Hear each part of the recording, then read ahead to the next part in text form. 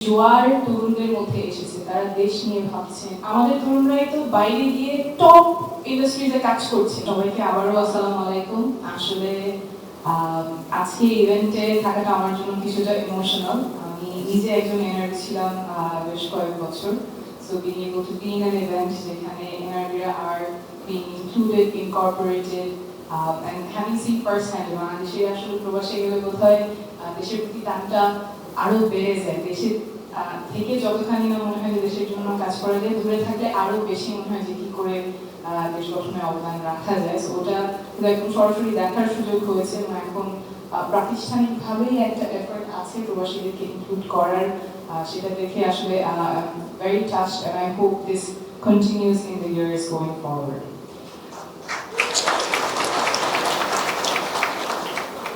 কেমন বাংলাদেশ চাই? আসলে এখানে উত্তরটা খুব সহজ। এমন বাংলাদেশ চাই যেখানে প্রত্যেকের অধিকার সংরক্ষিত থাকবে, মানবিক মর্যাদা থাকবে। খুব বেশি চাওয়া না, কিন্তু এই যে অধিকার সংরক্ষিত থাকা, মানবিক মর্যাদা থাকা, এটা যাতে নির্ভর না করে কার পকেটে কত টাকা আছে, ক্ষমতাসীন কে কাকে চেনে, সেটার উপর নির্ভর করবে এমন বাংলাদেশ চাই না। হাসপাতালে একটা সিট পেতে হলে কোনো রাজনীতিবিদের রেফারেন্স লাগবে, ভূমি অফিসে ফাইল মুভ করার জন্য ঘুষ দিতে হবে, সেই বাংলাদেশে আমরা ফিরে যেতে চাই না। এবং এমন বাংলাদেশ আমরা গড়ব যেখানে প্রত্যেক নাগরিক দেশ গঠনে সক্রিয়ভাবে অংশগ্রহণ করতে পারবে। আমাদের তরুণরা, আমাদের নারীরা, আমাদের প্রবাসীরা সক্রিয়ভাবে দেশ গঠনে অংশগ্রহণ করতে পারবে। এখানে অনেকেই বলেছেন আমাদের তরুণদের মধ্যে কিন্তু একটা প্রজন্মগত রূপান্তর ঘটে গেছে। তরুণরা যাতে রাজনীতি বিমুখ না হয়, তরুণরা এখন রাজনীতি নিয়ে যতখানি ইন্টারেস্টেড, দেশ গঠনে যতখানি ইন্টারেস্টেড, এটা আমাদের লালন করতে হবে। আমরা জুলাই মাসে দেশের প্রায় প্রত্যেকটা জেলায় গিয়েছি এবং নিজ চোখে দেখে এসেছি যে জোয়ার তরুণদের মধ্যে এসেছে, তারা দেশ নিয়ে ভাবছেন, স্বপ্ন দেখছেন, দেশ গঠনে কাজ করার চিন্তা করছেন।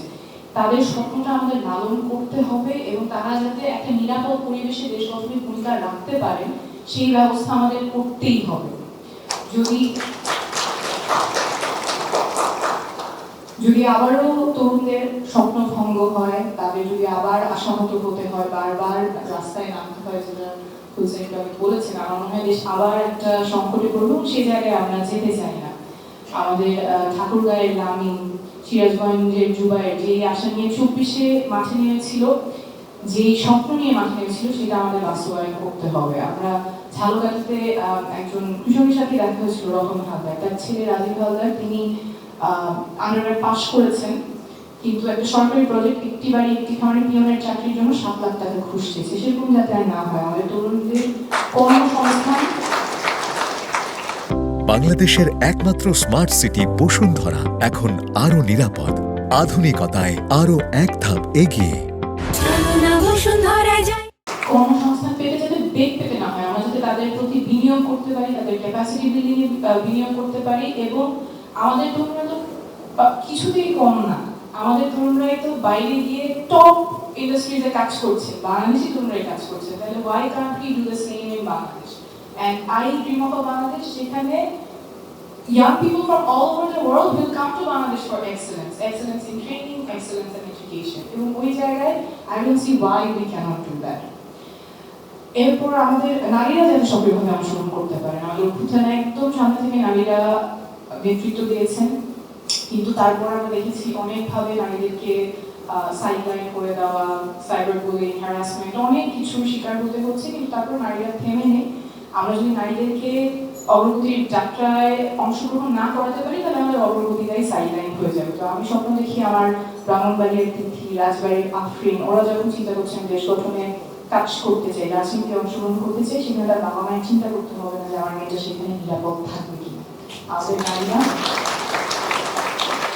সক্রিয়ভাবে নিরাপদে দেশ গঠনে অংশগ্রহণ করতে পারবে এবং আমাদের প্রবাসীরা আমাদের দেশ গঠনে সক্রিয়ভাবে অংশগ্রহণ করতে পারবে।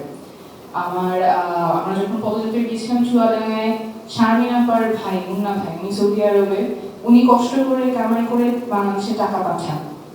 উনিও যাতে দেশ গঠনে ওনার একটা ভয়েস থাকে, ওনার এলাকায় যখন নির্বাচন হচ্ছে সেই এমপি নির্বাচনে যাতে তিনি ভোট দিতে পারেন, দেশ গঠনে যাতে প্রবাসীদের সাথে একটা যে দূরত্ব আছে বাংলাদেশে সেই দূরত্বটা যাতে ঘোচে। এবং আজকে I think this is a very key moment যে জায়গায় diaspora is being included, and I hope আমরা এমন একটা বাংলাদেশে যেতে পারি যেখানে যারা দেশে আছেন যারা প্রবাসে আছেন সবাই মিলে আমরা এই যে বাংলাদেশ 2.0 স্বপ্ন দেখছি, যেখানে সবার অধিকার সংরক্ষিত থাকবে, মানবিক মর্যাদা থাকবে, সেই জায়গায় একসাথে কাজ করতে পারি।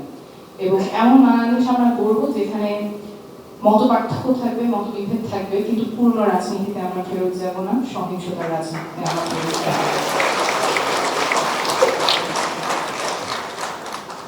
And I hope we are able to build a Bangladesh where everybody has a voice, everybody has dignity, and everybody has a stake in how their lives are governed.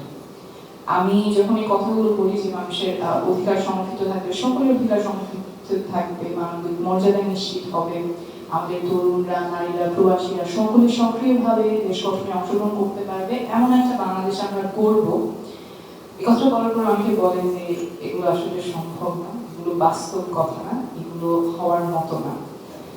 কিন্তু আমি আসলে দেখে এসেছি মানুষ এটার জন্য প্রস্তুত।